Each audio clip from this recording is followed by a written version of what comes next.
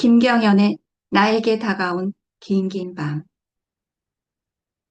낭독으로 긴긴 밤을 만나는 것은 치유이고 성장이다.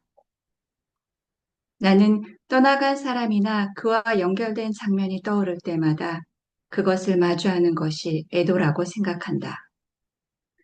지금까지 나름 잘해오고 있었는데 가끔 몸을 틀어 비껴보내는 듯한 장면이 있다.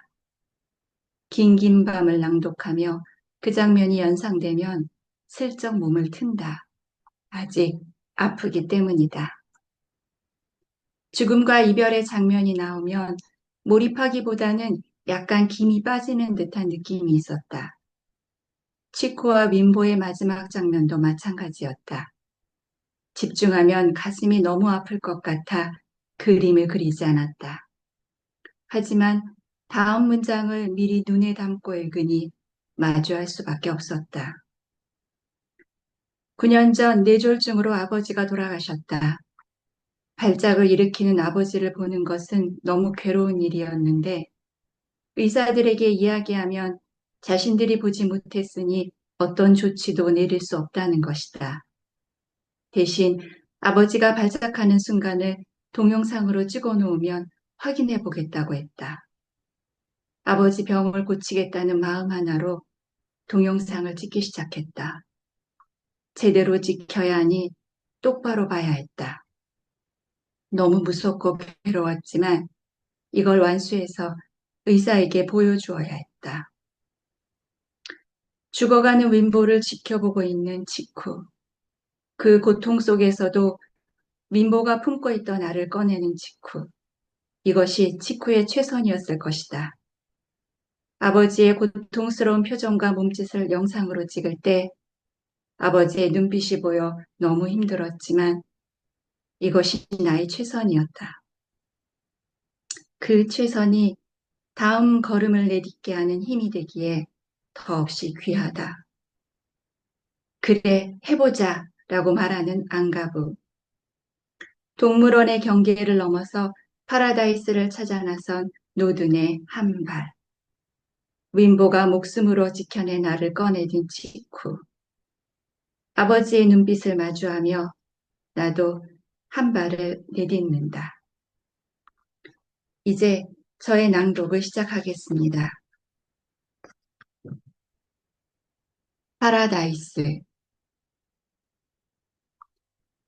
갑자기 하늘에서 귀가 먹을 것 같은 큰 소리가 들렸고 다음 순간 노든의 눈앞에 시커먼 연기와 불길이 치솟았다.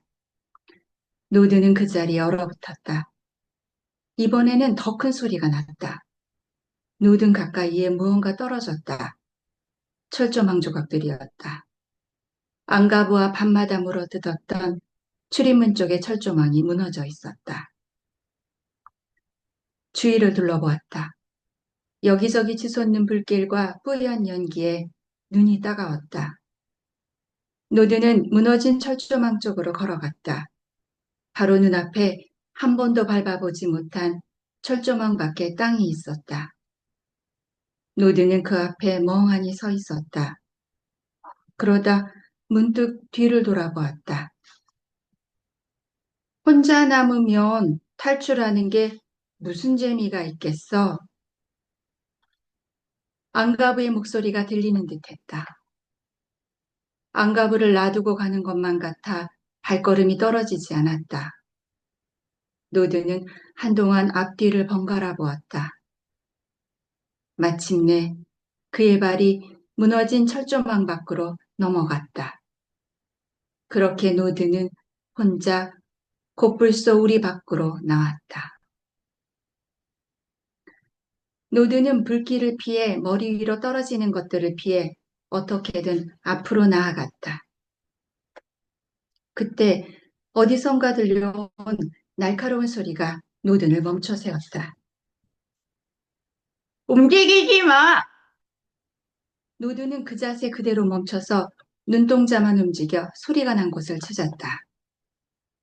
까만 새 한 마리가 노든을 노려보며 다리 밑에서 걸어 나왔다. 조심해! 다시 한번 새가 노든에게 주의를 주었다. 새는 찌그러진 작은 양동이를 입에 물고 있었는데 그 속에는 하얀 바탕에 검은 반점이 있는 작은 알이 담겨 있었다. 새는 조심스럽게 양동이를 내려놓더니 노든을 째려보며 말했다. 만약 내 알에 흠집 하나라도 생겼다면 그 멍청한 누나를 다 쪼아버렸을 거야. 새의 눈에서는 정말 살기가 느껴졌다. 노드는 자기만큼 성질이 더러운 새를 만났다고 생각했다. 어쨌든 살아있는 누군가를 만나서 노드는 반가웠다. 얼마 지나지 않아 거대한 담벼락이 모습을 드러냈다. 노드는 뒤로 물러섰다가 뭉툭한 콧불을 금이간 쪽에 조준하고 있는 힘껏 내달렸다. 담벼락은 쉽게 무너졌다. 노든의 눈앞에 평평하게 다져진 검은 길이 펼쳐졌다. 새로운 길이었다. 새는 양동이 속의 알을 새는 양동이 속의 알이 깨질까봐 온갖 신경을 써가며 걸었다. 그래서 하루를 꼬박 걸었는데도 둘은 동물원에서 멀리 벗어나지 못했다. 이봐, 새. 저기 보이는 풀밭에서 조금 쉬었다 가는 건 어때? 새는 입에 문 양동이를 잠시 내려놓고는 쏘아붙이듯이 대답했다. 나는 새가 아니야. 펭귄이야.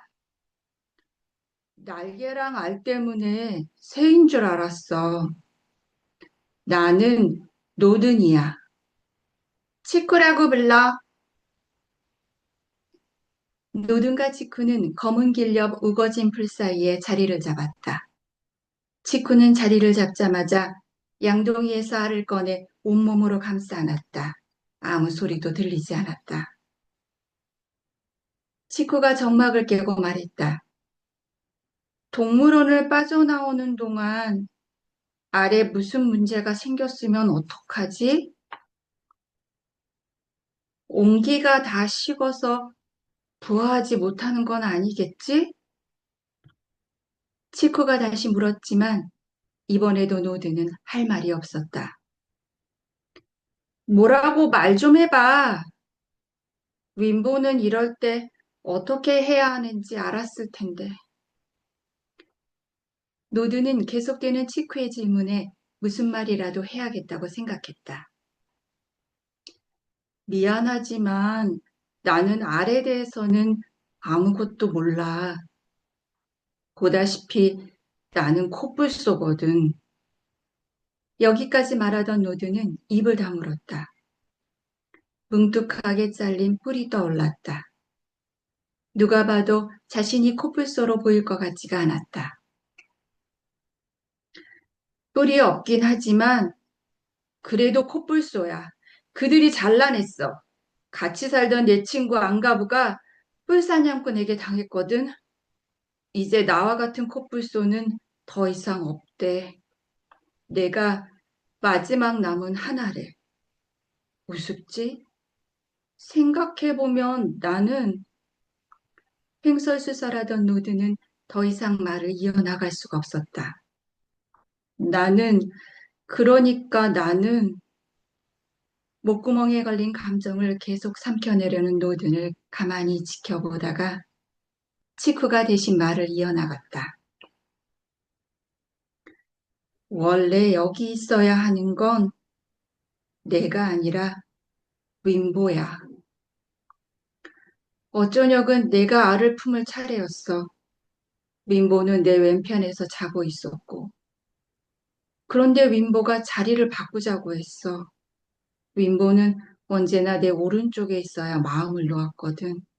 내가 오른쪽 눈을 다쳐서 말이야. 그래서 윈보가 나랑 자리를 바꿔서 나 대신 알을 품었어. 평소랑 달랐던 건 그것뿐이었단 말이야. 그런데 갑자기 큰 소리가 들렸어. 정말 눈 깜짝할 사이였어. 오른쪽을 돌아보니까 윈보가, 윈보가 피투성이었어. 윈보는 커다란 철봉에 깔려 있었어. 알은 윈보가 몸으로 감싸고 있었던 덕에 무사했어. 나는 윈보의 품속에서 알을 꺼내서 거기서 도망쳐 나왔어. 윈보는 아직 죽지 않았는데 우리는 인사도 제대로 하지 못했어. 윈보랑 눈을 마주쳤는데 그게 다였어. 그날 밤 노든과 직후는 잠들지 못했다.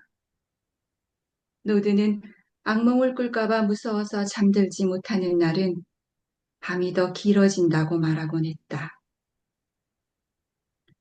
이후로도 그들에게는 긴 밤이 계속되었다. 저의 낭독은 여기까지입니다.